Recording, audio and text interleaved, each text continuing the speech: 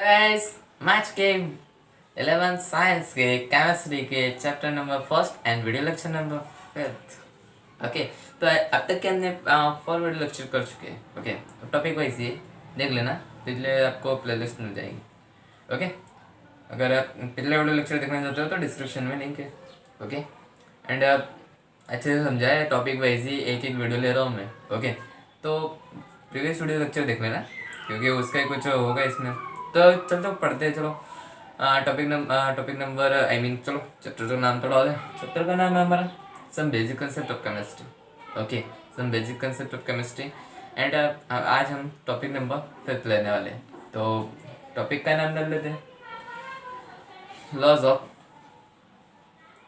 Of chemical combinations. Okay, तो उसमें का फर्स्ट है हमारा लॉज कंजर्वेशन ऑफ मास। ये पढ़कर आया हो भाई, एंटोनी लुवोइसियर। ओके, इन्होंने बताया था कि वो तो भाई कर रहे थे, उनका एक्सपेरिमेंट कर रहे थे, साइंटिस्ट बनने पड़े। कितना का है फ्रेंच है क्या? ओके,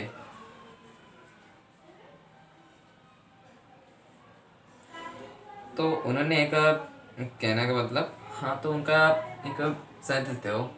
हाँ तो उन्होंने एक्सपेरिमेंट किया, कंबस्टिंग रिएक्शन कर रहे थे। ओके, कंबस्टिंग रिएक्शन समझते हैं ना क्या होता है? पढ़ के आए हो राइट? मीन्स ऑक्सीजन ऐड होता है एंड हमारा जो आग जली होती है, फायर। ओके, वही जलने के लिए हेल्पफुल होता है कंबस्टिंग रिएक्शन, राइट? कंबस्टिंग रिएक्शन तो ये वाली होती है, आपने 8th क्लास में पढ़ा होगा, पढ़ते ही आ रहे हो तो सब पढ़ा लिखा है, सिर्फ आपको अभी उसको अच्छी तरह से समझना है, राइट ना? हाँ, तो ये रिएक्शन कर रहे थे तो उन पर से वो एक ऑब्जर्वेशन फाइंड आउट करते हैं कि भाई जो हमारा मैटर है, it can be neither a create nor a destroy. Okay, means matter का कोई भी रिएक्शन कर लो, ना ही तो क्रिएट होता है ना ही वो डिस्ट्रॉय हो सकता है। ये कहता है law of conservation of mass. ये किसने बताया? एंटोनी लिवाइजर। ओके, किस किस सेंचुरी में किया था, कब किया था, ये इतना ध्यान रखने वाली बात नहीं है, क्या चीज़ है उसमें वो जरूरी। ओके, तो लॉ ऑफ कंजर्वेशन मास समझ गए।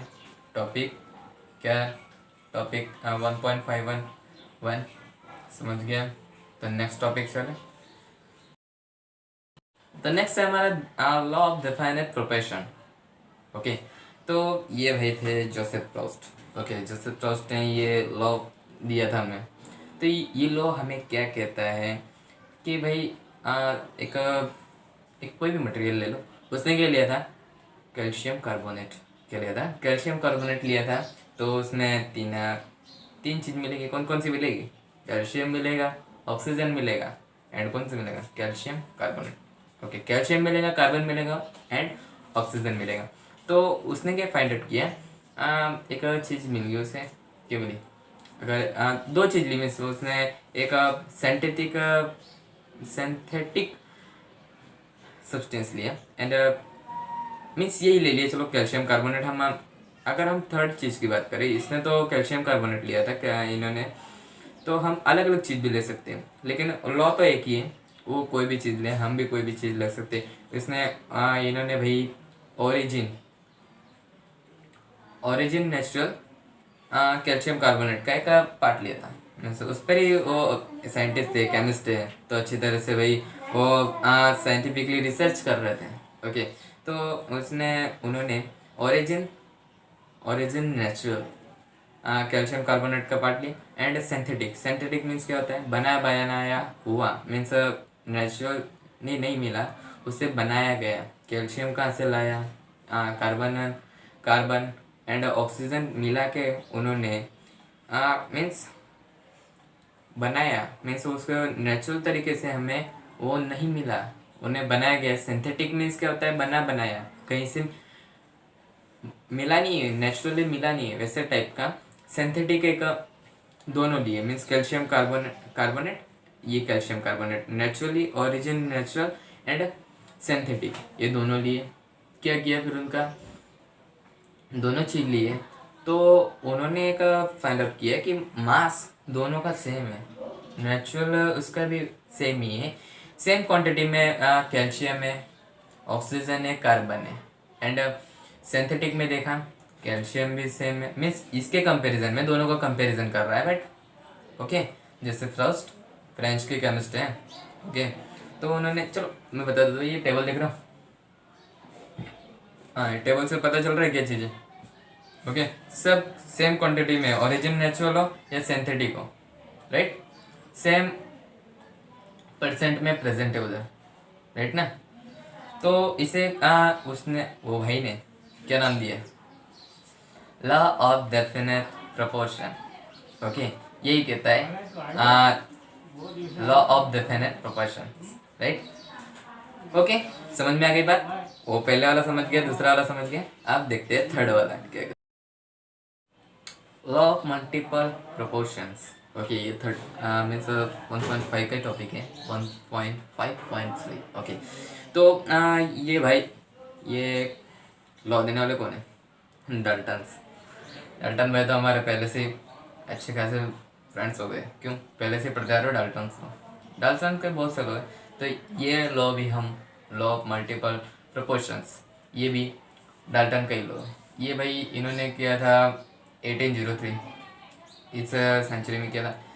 ये ध्यान में रखना जरूरी नहीं, ये कोई हमारा हिस्ट्री का सब्जेक्ट नहीं, ओके, केमिस्ट्री, तो इतना कुछ ध्यान में रखने की बात नहीं है, सिर्फ लॉ क्या कह रहा है वो चीज़ ध्यान में रखनी है, ओके।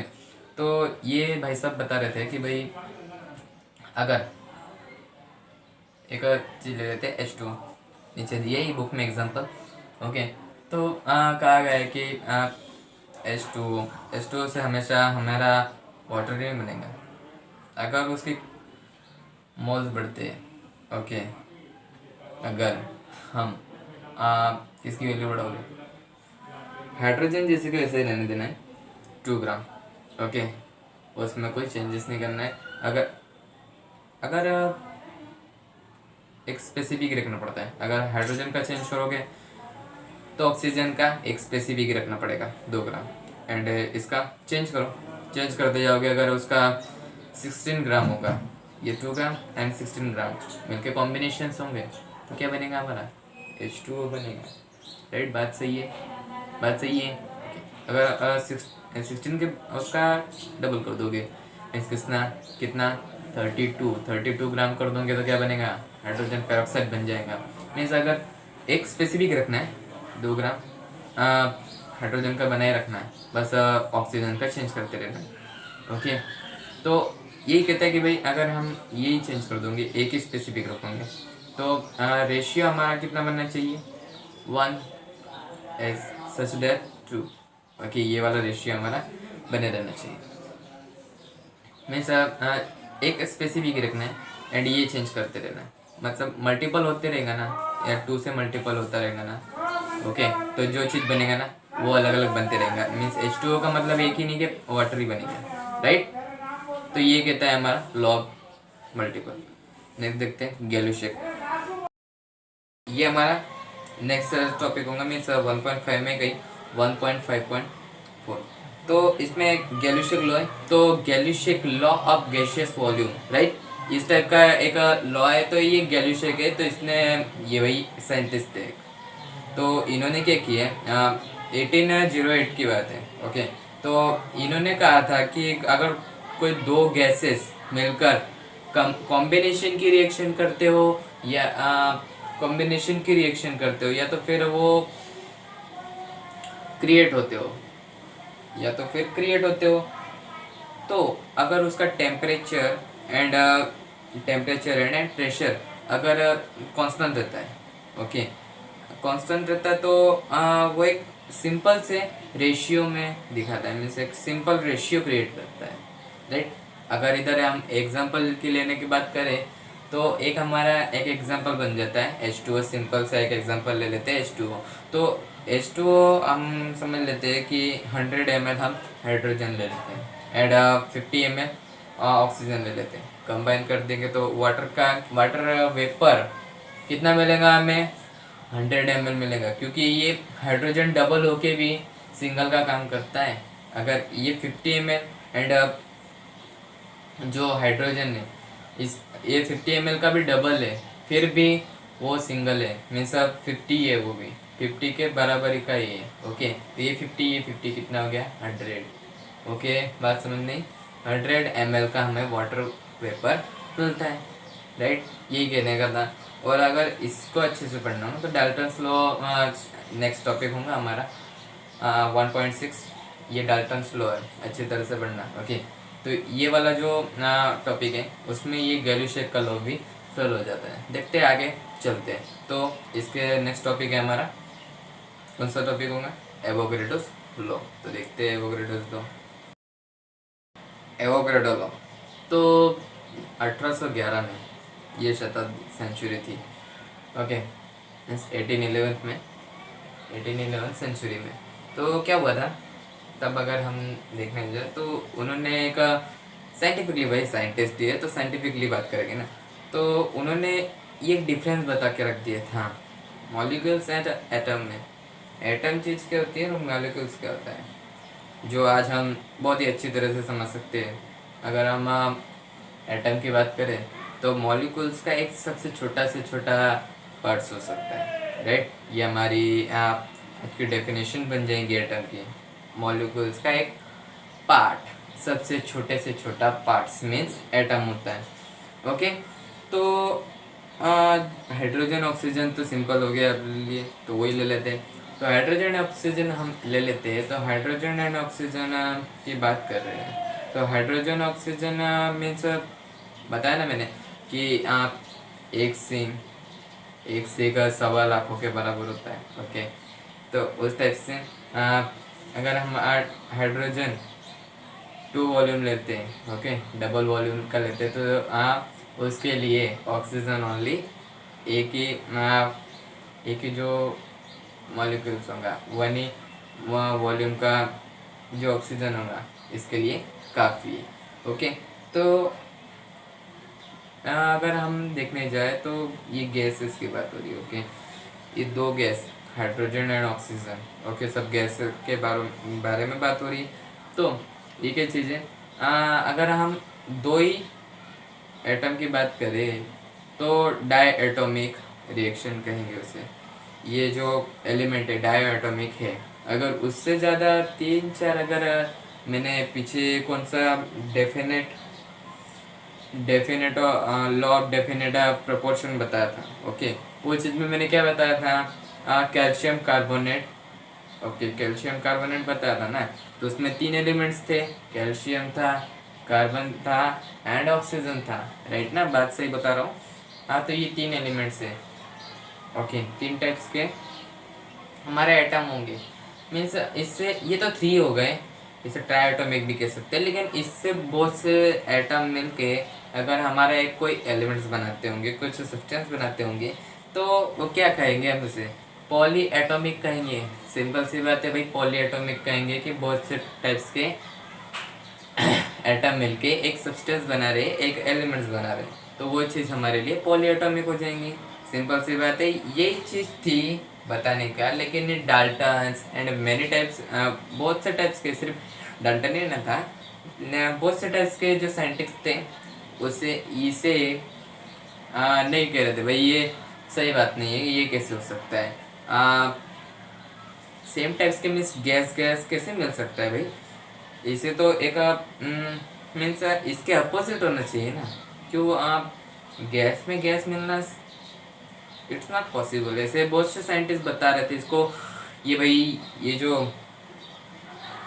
एवोगैड्रो थे, इनको भाई इनकी वैल्यू नहीं कुछ, मतलब इन्होंने कुछ ढूंढा तो भाई, और नहीं बता रहे थे, बोले ये हो ही नहीं सकता, ये सच हो ही नहीं सकता। लेकिन आगे जाके एक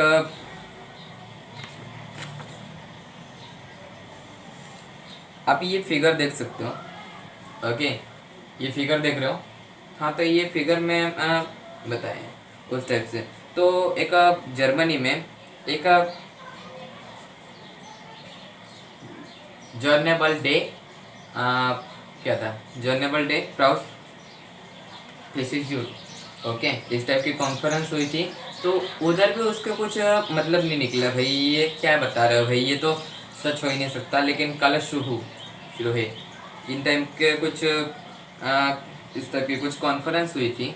तो उनमें एक क्या था, क्या नाम था उसका,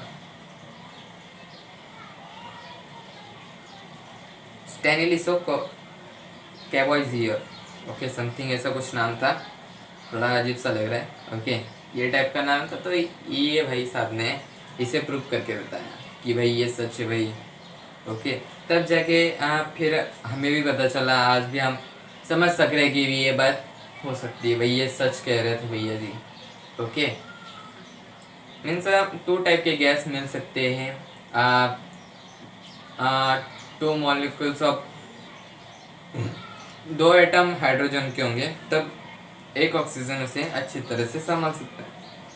ये टाइप का एवोगैड्रो का कहना था। ओके, बात समझ में ही क्या कहना चाह रहा। ओके, तो नेक्स्ट देखें, टॉपिक 1.5 क्लियर करने के बाद टॉपिक 1.6 देखते थे। तो ये डाल्टन्स थ्योरी है। तो डाल्टन्स थ्योरी हमें क्या कहती है, एटॉमिक थ्योरी है। तो उसके कुछ रूल्स हैं, कुछ बताया साइंटिफिकली उसने प्रूव किए हैं। ओके, तो देखते फर्स्ट ऑफ ऑल तो उसने बताया कि मॉलिक्यूल्स में इनडिविजिबल कॉन्स्टिट्यूंट्स पार्टिकल्स होते हैं, जिसे हम एटम भी कह सकते हैं। ओके, तो वो एटम्स होते हैं, वो इनडिविजिबल होते हैं। ओके, मीन्स डिवाइड नहीं हो सकते, डिवाइड नहीं हो सकते, इनडिविजिबल एटम्स होते हैं। एटम्स का मतलब क्या होता है, अटोमियो, मीन्स ग्रीक वर्ड से आया है एटम। एटम ग्रीक वर्ड है, तो उसका मतलब होता है एक डिविजिबल पार्ट। सबसे लास्ट पार्ट आ गया जो मीन्स उसका सबसे लास्ट पार्ट है, जिससे वो सब मिल के एक मॉलिक्यूल क्रिएट किया है। ग्रीक वर्ड से इसलिए लेते हैं क्योंकि वो ऐसा मानना है कि भाई ग्रीक जो लैंग्वेज है वो सबसे ओल्ड लैंग्वेज है। ओके, ये मिथ है ये रियलिटी है, अब पता नहीं। ओके, तो इसलिए हमेशा ग्रीक वर्ड्स ही आते हैं, राइट ना। ओके, तो हाँ देखते चलो, नेक्स्ट है हमारा मॉलिक्यूल बनता है। तो उसमें मेनी टाइप्स के एटम्स होते हैं। तो हर एक एटम का जो मास होगा ना सेम होता है, उनकी क्वालिटी सेम होती है, राइट ना। उनकी क्वालिटी सेम होती है, क्वालिटी सेम होती है। तो कुछ अलग अलग टाइप सेम टाइप्स के भी होते हैं, सेम मास भी रखते हैं, सेम क्वालिटीज भी रखते हैं, लेकिन कुछ डिफरेंस भी होते हैं। ओके, कुछ डिफरेंस भी होते हैं, उनके मास कुछ कम ज़्यादा हो सकता है, राइट। मास कम ज़्यादा हो सकता है एंड एक परफेक्ट एक रेशियो में काम करता है, जो हमें गैल्यूशिक के लॉ में, गैसियस लॉ में बताया गया है अच्छे से। लेकिन वो कहाँ फेल होता है, इसलिए डाल्टन्स ने अपना खुद का एक थ्योरी बनाया, उसमें वो फेल होता है। तभी तो ये मतलब वो जहाँ एंड होता है वहाँ इनकी स्टार्टिंग होती है, राइट ना। स्टार्ट तुम करो, एंडिंग हम करेंगे ये सी बात है इनमें से। तो इनमें ये भी चीज़ कहते हैं डाल्टन्स कि भाई ये अगर हम देखें तो जो हमारा केमिकल रिएक्शन है ना, उनमें जो एलिमेंट्स है, मॉलिक्यूल्स है, मैटर है, ओके, नहीं तो हम इसे क्रिएट कर सकते, नेदर क्रिएट नॉर डिस्ट्रॉय। तो हमारा जो फर्स्ट वाला था ना 1.51 5.1 जो कन्वर्सेशन ऑफ मास, राइट, उस टाइप के वो वाला लॉ था ना, वो बताता था। इसमें सर ये भैया ने डाल्टन्स का, हमारी तो अच्छी फ्रेंडशिप आप जानते हो देखा वो मल्टीपल लॉ में भी, right, law of multiple, right, वो वाले लॉ में भी एंड डाल्टन्स का थ्योरी था। ये सारे मिलके उन्होंने सब जांच पड़ताल करके बाद में बताया कि जो